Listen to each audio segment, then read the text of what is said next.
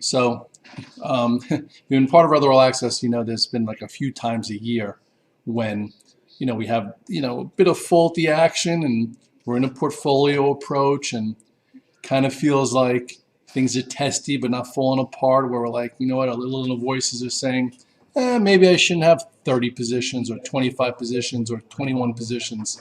Maybe I shouldn't have 8 positions or 6 positions, or maybe I should have more hedges, or maybe, all those things, write them down when that happens, because we've had it a few times where, hold on one second, let me just, we've had it a few times where,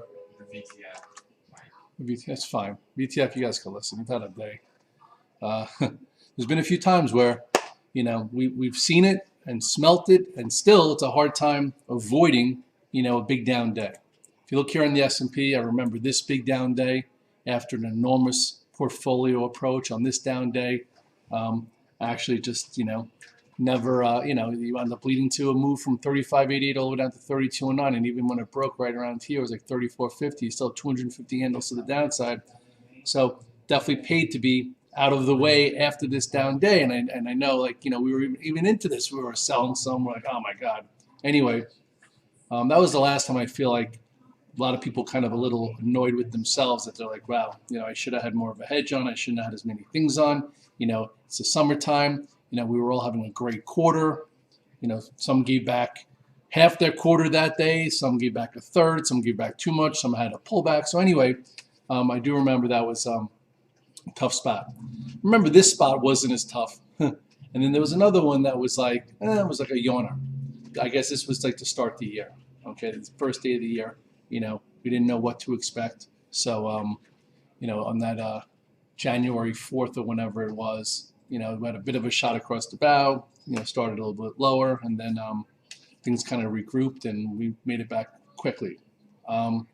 So lo and behold, here's another big wide range bar.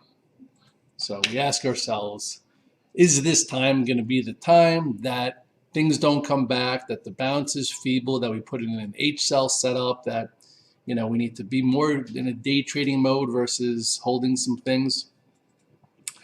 We don't know yet. How could we know?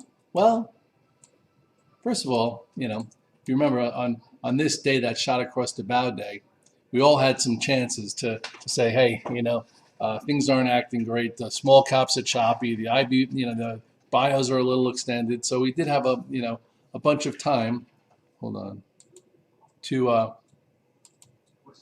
this just came in a little bit for me. I just shorted more. Hold on. I shorted some spies on that bounce up. Anyway, so we all had some time to say, hey, I didn't like the way that felt on Monday. Let me reduce some positions. And then yesterday, we had a little bit of a red dog reversal. It got above 38.61, hit 38.70. And, you had the advanced decline line, which, like we were talking about a little bit yesterday, wasn't great. And you had all these frothy, shorted names going nuts. So a lot of little signals through in the course of our, a career, which we know when things kind of feel and smell a little bit odd, to try and get out of the way of a day like this. So anyway, what did I do personally today? Well, today my swing account's down, the most it's been down all year. I made money in my active account, and I made some money in my options account. Put it all together, I had a down day, but not the end of the world. Some guys like, Red Dog, I lost my whole month today. Well, if you lost your whole month today and it's January 27th, you had too much on, you didn't use your cheer system. If you lost 25% of your month today, okay, or this week even, that happens. If you're a day trader and you come in every day and you just net money back and forth, who knows? You could have made a lot of money today, because day trading, there's a lot of great things to do, across the board, versus having to massage things, buy, positions you had that were in the red to go green. There were a lot of things that were strong yesterday that went from, red to green. You could have done that in JMIA, LAZR. There was a lot of names that actually were like, wow, had nice moves where, you could have day traded them well. FCell, so that actually gave me some opportunities to buy things in the first 5 to 15 minutes and then piece out of them, which I try and let you know what I'm doing to them. When I say manage it, so when I say, in the note, let's look for things to go from red to green we could buy versus 5, 15-minute lows. That's typically what I'm doing. So then if all of a sudden there are positions that we have goes from red to green and gives a push, and if I'm like, okay, F cell went from red to green and gave a nice push. I'm managing some. That means I bought some lower, sold some higher, and I'm sticking with my existing position. You know, LAZR, I had overnight, it was down $1.50. I bought some, went green, I bought more, sold some, and then I wound up getting stopped out and I kept my options. So, you know, if you're not used to my language, get used to my language. You know, and then if I, at 30, you know, after 30 minutes, I'm like, the SPYs and most things put in a reactionary low. What's a reactionary low? A reactionary low is, you know, after price discovery of the first half hour, you then, if you didn't get stopped out of things, you then had a level to trade against, to buy against for some kind of rally back. And we did have some kind of rally back, you know, in the morning, and then things just rolled over, you know, into the Fed. So here we are. Okay, so what would be different this time if there's no bounce? If we stay below 37.97, you could move this down a little bit now because this is where the low that we hit. You know, we did break one like real accelerated low right here when we broke the 8-day and this upper level flag. When we broke 38.30, that was a spot to maybe put on some more hedges and get a little bit more careful. Yeah, I'll take an apple home. Now we'll see what kind of bounce back. You know, we might open lower tomorrow. We don't know. If we did, there's the 50-day right there, and then we'll see. We've come a long way. This is just a double bottom from the summer. If you want to see where we were in March, it's a long time. You know, we go, whoops. This is, you know, that's why you never really know. This is where we were. You know, this is all, you know, if you look here now, this is the March low, and this feels, you know, not great if you had too much longs on, but look what just happened here. You know, you could see, if you just look at it like this way, I'll do some work on this tomorrow, like where could we go to if this corrective phase really, you know, kind of grabs hold. You could see here, you know, it was 3,600. Why not? That would be, you know, pretty significant move lower. But still, in the scheme of things, look how much further, look how up, you know. So just know again that anything can happen, and you have to know what you can handle. So anyway, here we are, 37.32. So what did I do? I just drew that. So this would be like right here. That could happen, especially if we don't get back above this. Every other time that we had a big wide range bar, next day we bounced back and then took it out, then it didn't matter. You know, here we had a wide range bar. Remember that? We thought that could be it. Green Day took it out and continued. So that is how you judge the meaning of a scenario. So the question is, does this mean that besides them taking the momentum out, does it mean anything? Sometimes you actually even get like a head and shoulders top develop, or now this is like the left shoulder, here's your head, and then you bounce back to 3,800, roll over, and then this level becomes a neckline, and then you break it. So there's going to be lots of things to think about and consider as you know, we navigate moving forward. But you want to navigate in a way where you can embrace the risk, where you're not controlled by your positions and your P&L, because then you'll be a deer in headlights. So anyway, that's that. Qs, you know, broke 323. When I was doing the morning call, they were down $1.50. So once they broke, you know, 323 and stayed below 327, you know, you could have easily taken down some risk. Well, not easily, but you know what I'm saying. So anyway, what now? Let's see. So you get rid of this for now. It's old. This low here is 317-ish. So that's our new point of reference.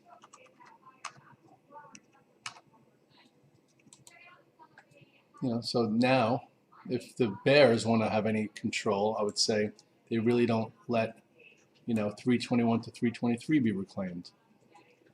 And let's see where where the trend line is here. This is from here.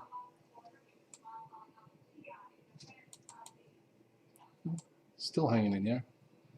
This will be a new resistance area, but you had some chances. Now all we did is hold the 21 days. So we'll see. What does that mean? The next few days. We'll see. We'll see. We'll see. Save this. Without that, because that already happened. IWM. This started getting faulty here. Look what it did. Held the 21 day. We'll see what that looks like tomorrow. Just means nothing. The banks have been very, very weak. The banks have definitely been harder.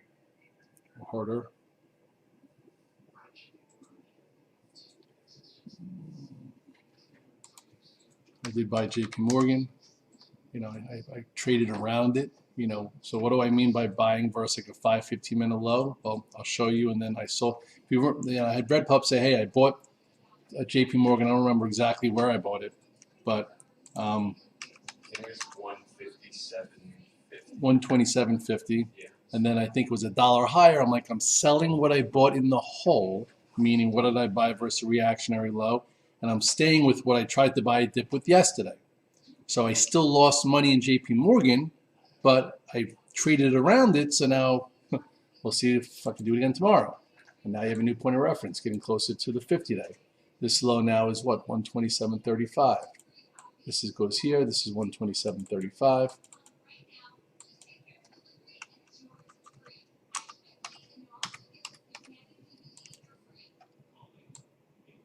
But if you look at the 1 day, so let's see.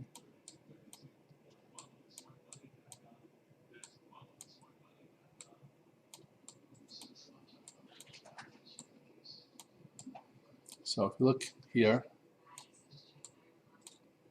I don't know what time he tweeted to you, but I had like bids in. I got somewhere around here. I think he's like, I bought 127.50s. And I think here, until like when it was like a half an hour later, it was above 128 something, 40 or 128.50. I'm like, I'm taking that off that I bought, and then I'll just sit.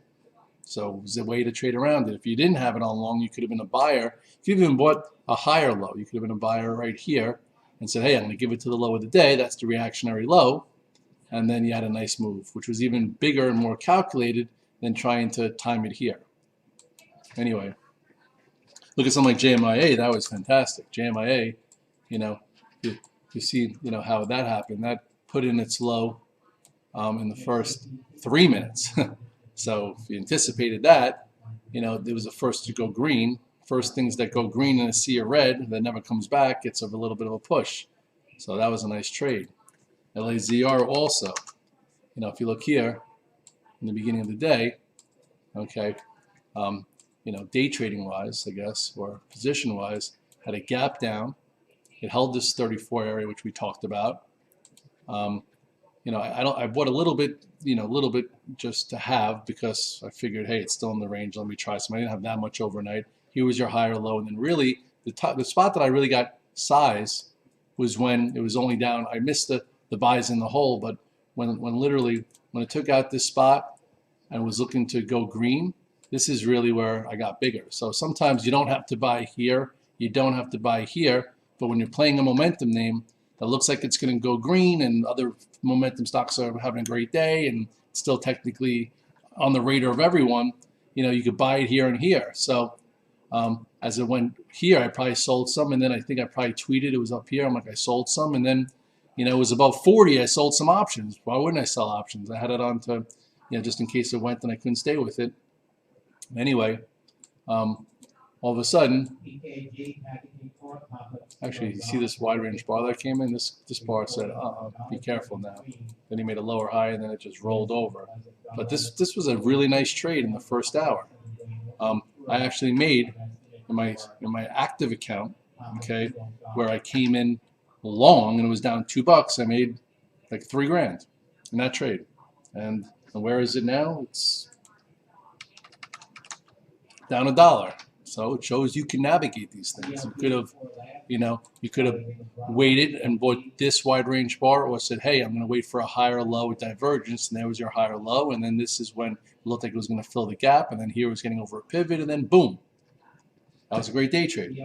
And you didn't have to own positions and be involved to, to make money. So this trade right here that I just showed you was the way I made my living the first 5 to 15 years of my career. The last 7 years, I've been holding positions or, building a portfolio approach based on the market dynamics, and that portfolio approach is getting more and more extensive as my time has gone by. As I get older, my forehead recedes and my hair gets gray. Anyway, by the way, I know today was a tough day, so I left the virtual trading floor on. I'll probably get a little yelled at by some, but I'm just trying to teach and go over some things. Anyway, so that's that. So now what do I have left on? I have some options left on there. Why only options? Because, it's a lot looser and wider. Okay. You still could probably be in some of the stock. Here's one I would really like to. Remember, we played the breakout, sold some today, bought some, and did a little bit of a red dog reversal as a push through, came back below, a little bit of a lower high, not a great market dynamic. So I said, hey, I'm going to what am I going to try and do? I'm going to try and limit some risk, and I have some options left over. So if all of a sudden it gets going tomorrow, I'll still make some money on my options. If it doesn't, I know I'm risking what I have left over, which is about half of it. You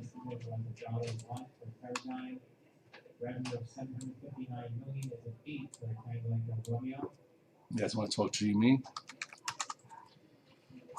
What a crazy, crazy, crazy move. GME is an obsession of the street right now. Watch it for sentiment. I would not buy it here, but it's also a tricky short. Make it short via options, but I'm extremely careful because anything could happen. That was today's note before this. And then I started to sell some options when the stock was trading around 330. Now my stock's trading 330. The options are 100. I have some leeway. I feel like I could trade my way around it. So I shorted a bunch with the average of 100. So if we were to get above this tomorrow, this 380, I could be in a little trouble. If not, they get to suck some premium out, let it rest, and I feel comfortable enough that I've done this before that I could, see how it goes. Looks like Apple's going to go green right now.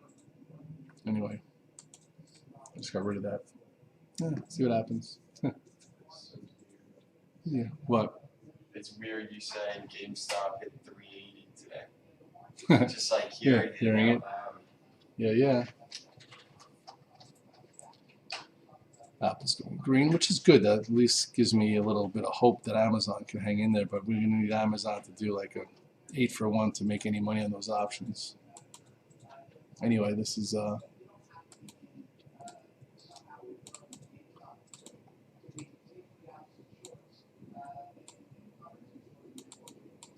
oh, this was a really nice trade for some. This was a very calculated. If you didn't know what this was, where it came from, gap up, sideways, continuation. Now it's just a friggin' crazy extended. CTMP tied to pharma filed 2.73 million shares of common stock by some authority. All right, so anyway, let's move on to the options market. I didn't take an Apple call spread. I think the report was very solid. I was just long it. It was only down $1. Tomorrow could be a focus. You probably could be long some, and maybe it takes out 145 and saves the market. It was a really strong report. Granted, it had a big move, but the iPhone numbers were impressive, and people haven't really started even the whole process to get to the 12. So if there was anything that looks good after hours, to buy, this would be that. Facebook, I don't think you need to be in a rush. Facebook was, down a lot. Sometimes when I give you the charts, I give you levels to look at that, sometimes you could play a stock that gets above and stays above an earnings pivot to go, and sometimes you could just play support. I didn't really write support here for Facebook. I guess I said big support is 244. Facebook only went down to 268 and bounced. Now it looks like if it gets above this, it can go. So we're trading it after hours. Tesla, I gave a good level. Tesla, the level was 804-ish. Tesla went down as low as pretty much 800-ish. What's $3 on Tesla? And bounced back. And this is this lower wedge now that it's trading in. But anyway, to me, Tesla is going to have a hard time just because, granted, it was solid and they have some growth, but there's really no mechanical buying. There's no rush, in my opinion, to get this thing back to all-time highs. Based on that report, it was kind of a little bit underwhelming there. So that call spread that I have on that cost me $5,000 or so, it will probably be worth nothing. It's okay. It happens. That's why I took just a call spread versus the shares.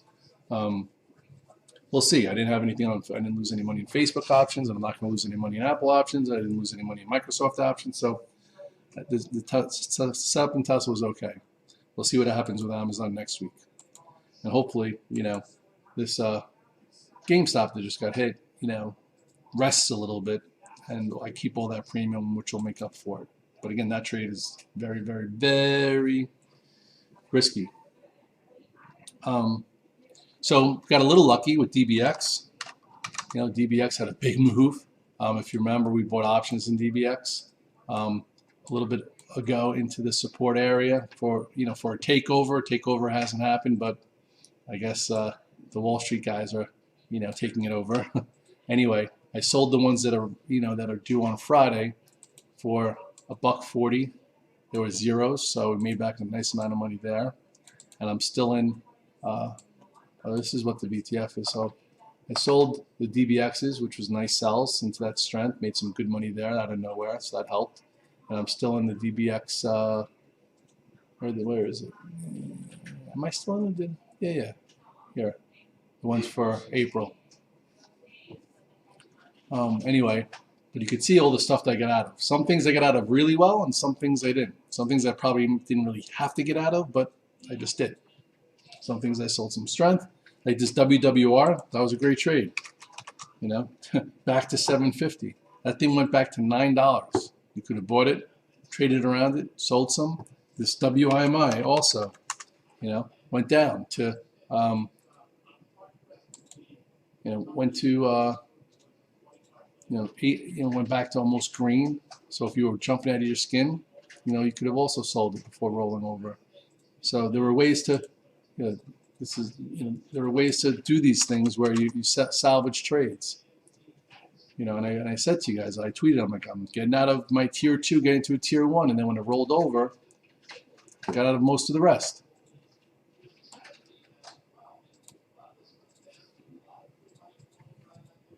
Anyway, I know, what's it called, MBIO definitely broke, if you had a mark on it, brought you down a little bit.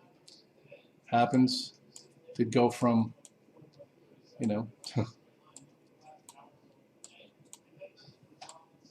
did go from, the below 3 to above 5. So it went a little bit below the range, a little bit above the range, and now it's coming back in. We're going to need something pretty monumental for this thing to really go. Hopefully they get that CMC hold off for the bubble boy. They said in their earnings call should be January. Well, it's January 27th, hopefully soon. So where I really lost my money was really on my swing trades in my 3 or 4 SPACs that I've been sitting in for pretty much 2-3 months. I've been trading around them, I've been massaging them, and I've been making a lot of money in them. So when I start to, I guess, think I could buy things technically a little off because I sold them well, I could get a little beat up. And that's what happens. INAQ, if you look at the chart, you look at the hindsight of the chart now, we're buying it in here, sold some, buying it in here, sold some, buying it. I was so happy I got out at 1840. I'm like, let me be some cute. I'll buy a little bit here. But when it broke the 17, all of a sudden this upper area broke. So that got rid of some momentum. And then, it went sideways in here, broke below this 1550. And, hopefully you didn't give back everything you made in it because you took trades along the way. Now it's rebuilding. It's going to take some time now. It's like a broken bounce trade versus a level trade. And it's got to rebuild now. But, I have more now than I had before I started buying. I've been trading around it, but it hasn't really given you much to trade around. But this is a level here. Hey, so maybe we could buy down here and then trade around it a little bit back to 1550. What is this? This is 1410.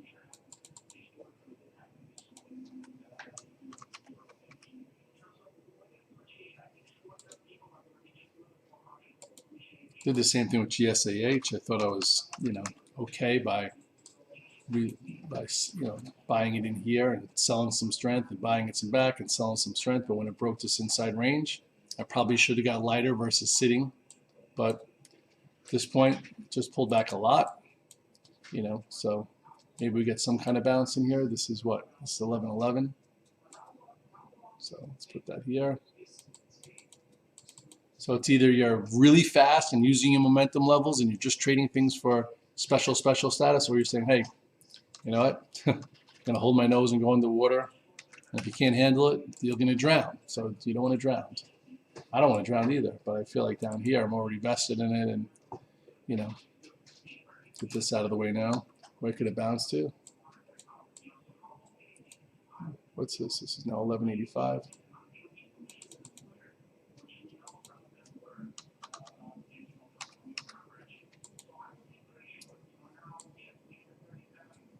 We'll see. Hopefully we get some kind of bounce here or news of the company coming in. PSTH. That gave me a way to trade around it at least. I bought in the whole, sold some, but again, if you were thinking about some kind of pennant type of spot to break out to the upside, when it broke this, you had to get out of the way. For me, I had too much size to get out of the way. So instead I said I'll try and trade around it, and it hasn't been easy to trade around. Now, this is our new point of reference here. It says 25-ish. Let's pick this up. This is what? This is I would never have been in this if this was a normal stock. I would have got out of the way. Instead, maybe it's a false sense of security. But let's see what kind of bounce does it get. Does it get a bounce back to here? This is what? This is 27.12.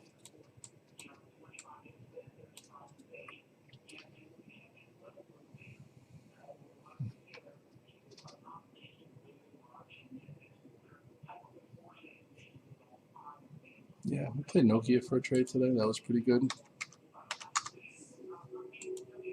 I didn't feel like taking it overnight. What other? I'm still in LGBW. Not as much as the other ones, just because I felt like there was a lot more fluff for it to pull in, meaning like it broke the 8-day. You have this range, and then you have even lower prices. So I, felt a little bit more okay that there's a little less of a a drop to happen in what's it called, in like GSAH and this and that. So this one, I didn't even buy any today, where I usually put bids in.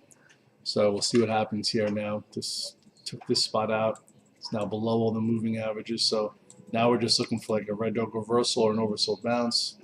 Maybe it happens tomorrow. Maybe it doesn't. A lot of these were big trades for us. But just remember, when things change, they change. A lot of people got caught with this. First of all, this was a great trade from the lower levels. Got caught when they, when here you had your move above the 8-day, and then Nikola really changed up here. And then if you held on and just bought a dip, you got screwed until finally you had a bounce, and then it rolled over and screwed until you had a bounce and kept going lower. So I'm not saying that's going to happen in the ones that we're in, but these also follow technical rules. Why did I see this one? Where this was special up until that, had that blow off top, and then this is when it broke. And you had to get out of the way and then just kind of day trade it. HYLN, the same thing. Here it was great above the moving averages, short, tight. And here was your red dog reversal sell, broke the 21 day, and then it just went down a riff. Wow. If I did what I'm doing in GSAH back here, it would have taken me out on a stretcher. But yeah, I feel like it's closer to 10, 11. This one was all the way up in the 40s. So maybe it's different, maybe it's not. GME is now, looks like it's about to break 301. Anyway. So today, there was a decent trade in that. I actually wound up selling my stock when it went green, and then I just converted it to options for next week, just so I don't have to have so much stock on. Yeah, I just heard something about SNDL. Anyway, it's 5:15. We'll see what tomorrow brings. Again, Oops.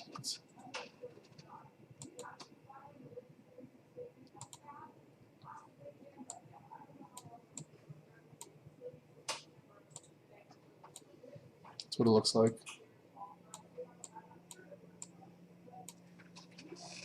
You guys watched Ragnar.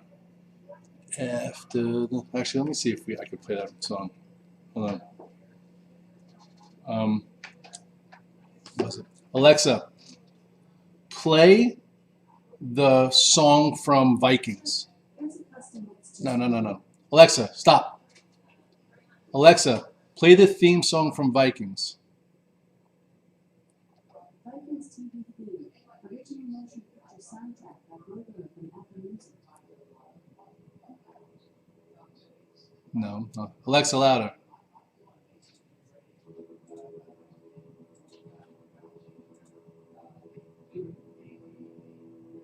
No, that's not it. I thought it was a good little saying. Alexa, off. I'll play it from here. It was, after the night, we'll wake up and we'll see what tomorrow brings. Right? Does that sound sophisticated? Does that sound like, it was stored up in a think tank? It's just like, it was the Viking way of life. You take care of what you have to take care of that day, you go to sleep, and after the night, you wake up and we'll see what tomorrow brings. And that's what we're going to do today, but you have to be in a way to handle it. So I'm going to play it right here. I finished, by the way. If you followed, any of you guys watched the Vikings? I thought the Vikings was a great series. Yes, it got a little longer in the tooth. The song is "If I Had a Heart." If you had a heart. That's what someone says in the chat. Alexa, play "If I Had a Heart." Really. If I Had a Heart by Fever Ray from Apple Music. That's what we were just listening to. Are you sure? Let's see. Hold on. Maybe this is the longer version. Alexa, louder.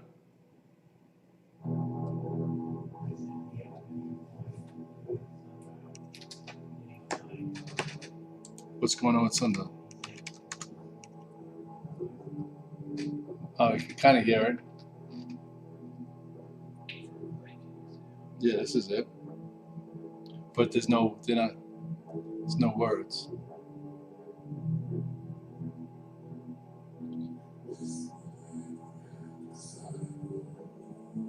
Alexa, louder. Right? Very deep. After the night, I will wake up and we'll see what tomorrow brings. That means get a good night's sleep. It means prepare in your head what might happen tomorrow. But you need to take care of today first. We won't worry about a month from now. We're going to worry about tomorrow. How do we figure out if this is the start of another new active sequence to the downside? We could, we don't take back 37.97. No.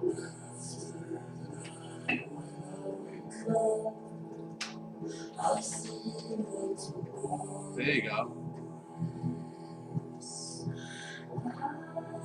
These Vikings, they had no idea where they were going. They're like getting on a boat, setting the compass, and wherever they land, they face whatever happens. Whether it's the Saxons, whether it's the Francos. All we have to worry about is waking up and dealing with the market, which we're trained to do, using our process, our plan, and our routine.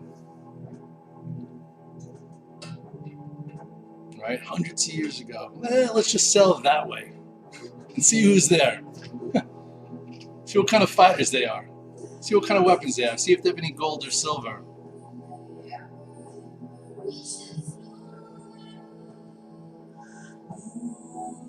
Anyhow, one of my favorite shows. It was good, even though it got a little old with the Sons of Ragnar.